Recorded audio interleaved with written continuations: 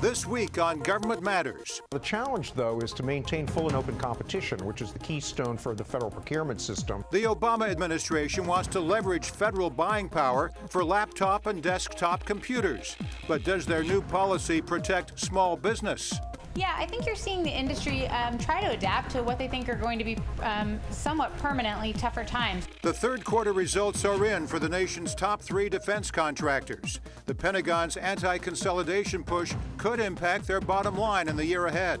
Think beyond today, think beyond tomorrow or even next quarter, as we're typically concerned with budgets and sequestration and other issues. Government 2020, imagine the possibilities. That's the theme of this year's Executive Leadership Conference. We have a full preview. Government Matters starts right now. From ABC 7 and News Channel 8, this is Government Matters. To our viewers around the world on the American Forces Network and here in the nation's capital, thanks for joining us. Government is the engine that runs this city. That's why Government Matters. Every week we'll bring you the top headlines in tech, security, and management. I'm your host, Morris Jones. More fallout this weekend over the group WikiLeaks posting material from CIA Director John Brennan's personal email account. It includes a draft security clearance application containing personal information. Pierre Thomas has more. Personal information of the CIA's top boss publicly exposed on WikiLeaks, including telephone numbers, home addresses, passport, and social security numbers. Details posted from 6 unclassified documents hacked this week from CIA Director John Brennan's private email account. Targeted his most personal information listed in a 2008 application for a national security clearance before becoming director.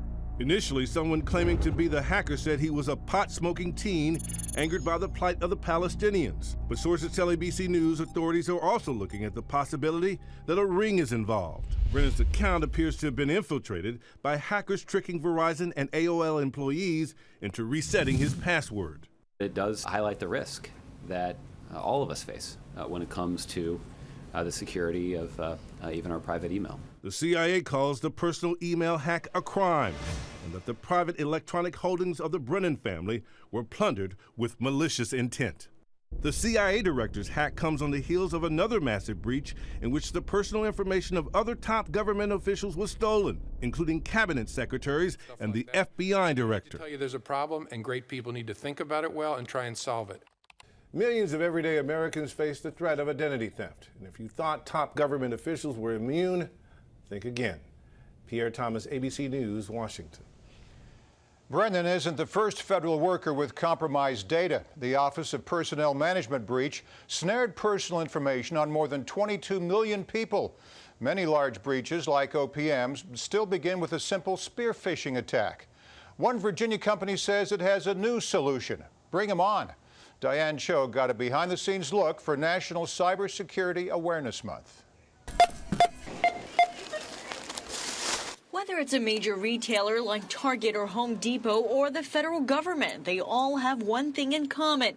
They're not immune from a cyber attack. What we see is the 95% case in all of the breaches that we've seen recently is an employee was targeted with an email. Spear-phishing attacks start with an email that appears to come from someone you know. Jim Rutherford with Invincea says hackers will generally send a group of employees those emails in hopes that someone clicks on it and stumbles on malicious content, which allows a hacker to collect information. So the attacker knows, aha, I now have control of this machine and this machine. I can start to look around, gather up things like passwords to other machines, move laterally throughout that network, and ultimately capture a lot of intellectual property or whatever it is that they're after. He says Invincea's solution allows the cyber attack to play out on your computer without compromising your information. Our unique approach in that is to have the result of clicking on an attachment or clicking on the hyperlink happen inside of a secure, what we call a secure virtual container. It's really an isolated space that has no access to all of the files that you consider important and sensitive. He says they can also help stop ransomware, where your computer is being held for ransom by an attacker. This makes really a huge amount of money. By a lot of estimates, there's more money in this kind of activity than in the sale of illegal drugs. While Rutherford admits there's no single product that can protect against all threats, he says their technology gives customers some breathing room. They don't have to try to stay ahead of attacks. Instead, they can respond to them as they happen.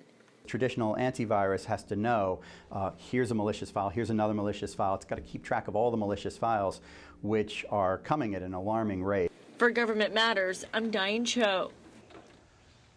The National Defense Authorization Act will head back to Congress. In an unusual Oval Office ceremony, President Obama vetoed the NDAA and accused congressional Republicans of resorting to gimmicks. The measure would have funded the military, reformed armed forces retirement, and improved cybersecurity. But it also included provisions that limit the transfer of detainees out of the military prison at Guantanamo Bay and allows DOD to sidestep sequestration. Obama said he cannot support those aspects of the bill. The Federal Aviation Administration receives 100 reports each month from pilots spotting drones near planes and airports. It's a troubling trend that promises to get worse. This week, transportation officials announced new rules for unmanned aircraft. Elizabeth Herr has more. If you think you are seeing and hearing about drones a lot more lately, this is why. According to the FAA, drone sightings have doubled since last year, including reports from pilots complaining about the remote control devices flying too close to planes and airports. We almost got hit by a drone, just to let you know, up here, just about 20 feet. Kennedy Tower, just for information, we just saw a little drone below us. And others even interfering with firefighting efforts like this back in July, prompting authorities to now require private owners of drones to register them with the government. If you intend to take it onto local streets or onto highways, you're expected to register it and operate it safely to protect the public. A newly formed task force will need to iron out the details of when, where, and how the new rules will affect drone operators. But calls for a speedy resolution are growing louder, with an estimated 750,000 drones expected to be sold as gifts this holiday season. The FAA task force is certainly a step in the right direction, but we also need timely decisions. For now, again, these rules remain a work in progress. For example, we're told toys and small drones could be exempted from registering. But all this now up to that new task force, and the deadline for their recommendations is set for next month. Elizabeth Herr, ABC News, New York. In Tech Matters, category management for laptop and desktop computers. During fiscal year 2014, federal agencies issued 10,000 contracts for those items to the tune of more than $1 billion. Now the Obama administration wants to consolidate those contracts to 3. The goal? Leverage federal buying power. For more, I'm joined by Richard Beutel, founder of Cyrrus Analytics. Rich, before we get to this new policy, take us back in time. How did agencies purchase laptop and desktop computers before large contract vehicles? Well, it was largely a decentralized process where each agency sought to fulfill its own needs individually and as part of their buying practices went out across the board. And therefore, it was fragmented, and you didn't have the government getting the best prices because the vendor community, being sharp and good businessmen, knew that they could basically play off one agency against the other in a way that caused pricing not to be particularly favorable going forward. You're exactly right. I remember those days. OMB issued this memo on October 16th. It came from Federal Chief Information Officer Tony Scott and Chief Acquisition Officer Ann Rung. What do they expect from federal agencies? Well, they expect federal agencies to pool their buying power through the power of strategic sourcing. And this is a core acquisition technique that's been used in the private sector for 25 years, where basically what you want to do is to whittle down to your best and brightest, your top vendors, and provide them with these opportunities. Now, the challenge, though, is to maintain full and open competition, which is the keystone for the federal procurement system, and ensure particularly that small businesses don't get squeezed out as a result. Now, tell me more. Who in the private sector does this policy benefit, and who does it hurt? Well, I think the top private sector company in the industry is Dell, who has tremendous innovation around their supply chain management and has for years. Many people used to deride Dell as being the largest white box manufacturer in the industry, but in fact they had tremendous innovation around the way they managed their vendor base and consolidated their buying power. Now, OMB started working toward this goal months ago. Here's how Mark Rockwell of FCW put it. Last summer, under the Category Management Initiative, 3 leading acquisition vehicles set 5 baseline configurations, 2 for laptops and 3 for desktops, and sent inquiries to vendors that might be interested. Rich, we knew OMB was moving in this direction. That said, did parts of this memo come as a surprise? Well, not really. Category management reflects many of the best practices that we sought to legislate in the previous versions of FITARA, where we were setting up assisted acquisition centers of excellence that would serve to create these hallways, these category, particularly of commodity IT products. And we were very happy that GSA in particular had embraced this core concept. But again, strategic sourcing has been around, and the original policy initiative is almost 5 years old. But for whatever reason, it hasn't really gotten traction. This is the first hard implementation of it that I've seen, and I really do commend Tony Scott for pushing this forward. All right, so what's next? Well, I think what's next, again, is to see if it can be managed properly by GSA, again, to create the pooling of the government's buying power to get better prices for the American taxpayer, while at the same time creating on-ramps and off-ramps for other vendors, particularly small businesses, so that they're not frozen out, and so that the competition and the industrial base provides robust, full and open competition. I'll be curious to see what happens. Richard Beutel, founder of Cyrrus Analytics. Thanks, Rich. Thank you. Let's take a look now at names making news. Federal CIO Tony Scott was busy this week. In addition to the policy for purchasing laptop and desktop computers, he published an update to Circular A130. That's the guideline governing IT resources. The full document is available at cio.gov. OMB will accept public comment for 30 days. FedScoop reports Deputy Chief Technology Officer Ryan Panchadsaram is stepping down to spend more time with his family in San Francisco. Raipan was part of the inaugural class of Presidential Innovation Fellows. Later, he joined the team that helped fix healthcare.gov. FCW reports Kathy Conrad, former deputy at the General Services Administration, has a new job in the private sector. She joined Accenture Federal Services this week. Her title there is Director of Digital Government. We'll turn to security straight ahead on Government Matters. Last month, comments from Defense Secretary Ash Carter and other Pentagon officials raised concern among the nation's top contractors. We detail DoD's anti-consolidation push next.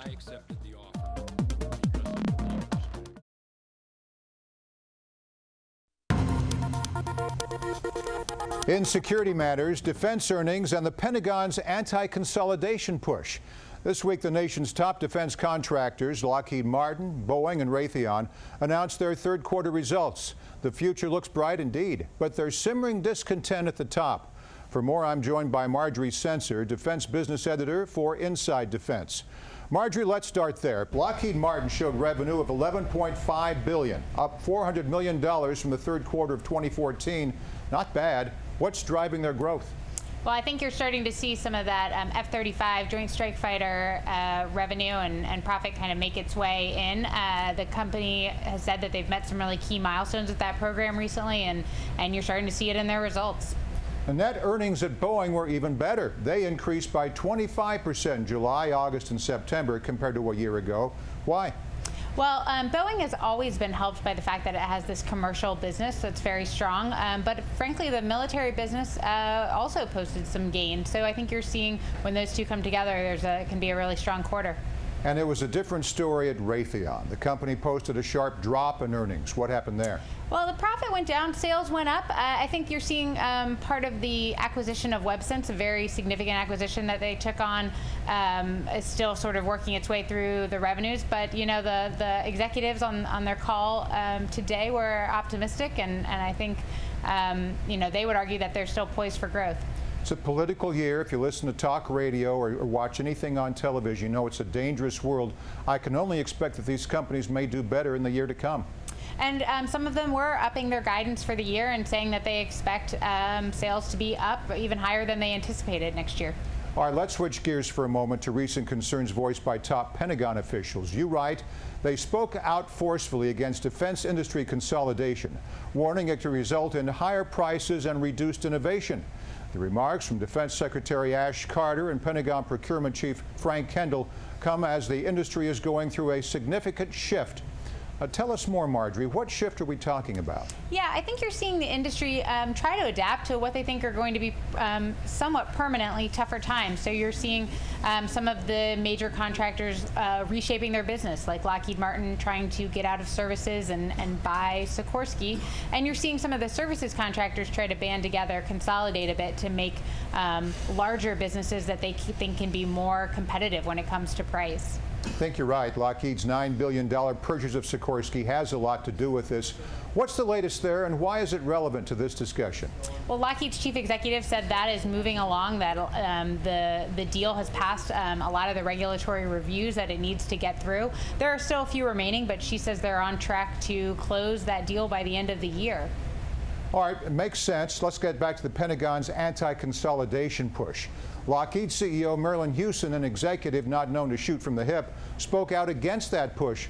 What did she have to say? Yeah, and you know, she even noted, she said you could hear the passion in her voice. So she says it's really an issue that she feels strongly about, and in particular, the part that she is concerned about is the Pentagon saying that they think consolidation inhibits innovation. And she really forcefully said that she thinks Lockheed is a very innovative company, and that it's not about size, it's about performance, is how Marillyn Hewson put it. Marjorie, let's put all this together. Are there real tensions between DoD and some of its top contractors, or are both sides blowing smoke? You know, I think that both sides are concerned about this issue, but it's going to take a little time to see how serious this is. You know, if we see some more proposed deals, we'll start to see if the Pentagon truly wants to try and block them, and we'll see if industry wants to move forward, knowing that the Pentagon has said that they're not in favor of a lot of consolidation. So I think sort of the rubber will meet the road on this one as we go forward. It's going to be a big year ahead, I know that. Marjorie Censer, Defense Business Editor for Inside Defense. Thanks. Thank you. We'll turn from security to management straight ahead on Government Matters. This weekend, hundreds of the federal government's top technology officials are converging in historic Williamsburg, Virginia. We preview the 2015 Executive Leadership Conference next.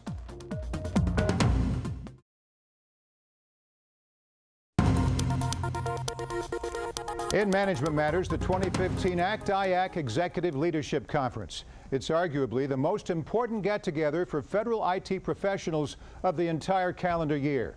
ELC kicks off bright and early this weekend, Sunday morning, and wraps up Tuesday afternoon. For the third straight year, Government Matters will be in Williamsburg, Virginia, to capture some of the action. For more, I'm joined by Susan Becker, Vice President at Unisys. She's also the Industry Vice Chair for ELC 2015. All right, Susan, let's start with this year's theme, Government 2020, Imagine the Possibilities. What does that mean, and how does it apply to federal IT? Well, Morris, basically this year, what we're looking to do is to ask attendees to think beyond today, think beyond tomorrow, or even next quarter, as we're typically concerned with budgets and sequestration and other issues, and think beyond to 2020, 5 years from now. What is this world going to be like? In this world of exponential change, how are we going to manage and work together to better deliver on mission services to the American citizen? The conference will also focus on topics like NS 2020, market intelligence, and FITARA. Why those areas, Susan? Well, those are specific session topic areas within the overall themes that we're focusing on this year. Innovation and technology, cybersecurity, planning, management, and delivery, and workforce of the future. It's going to be critically important that we all work together to make sure that we have the right leaders in place as these changes occur over time. One of, if not the most significant stories in federal IT this year was the data breach at the Office of Personnel Management. How will that factor into this year's conference? Well, we actually have a number of sessions that will be focusing on cyber and the challenges that it presents. We'll have CISOs and executive leaders from both government and industry presenting in different sessions throughout the conference. I'm impressed. The key players are always here. In the years that I've been in the past, whenever you talk about cybersecurity, they're on top of it, looking toward the next generation of what we can do. Now, we've covered some of the key issues, but ELC is also about innovation. What's different about the sessions this year? Well, if you recall from last year, we really tried to change up and reinvent the conference from its past years. We added a new component called Collaboration ELC, where we had Challenge Zone and Innovation Zone sessions where attendees were able to get very engaged. It was very interactive and high energy, and got rave reviews, and people loved it. So what we're doing this year is continuing on that theme, expanding it for more Challenge and Innovation Zone sessions. And we're also going toward a more engaging, as opposed to track sessions. This year we're going to be conducting crowdversations and jam sessions where people will get involved. Speakers will be out in the middle of the crowd, engaging attendees in every conversation. Now, this is way beyond think tank. There are practical measures that are applied after this conference ends, right? Exactly. We strive to take the outputs and the results from all of these sessions and bring them forward in a way that we continue the thread through all of the conferences sponsored by ACT-IAC and through the communities of interest that ACT-IAC sponsors throughout the year. Good luck. We'll see you there. Susan Becker, Industry Vice Chair for ELC 2015. Thanks, Susan. Thank you, Morris. And we'll turn from management to final matters straight ahead.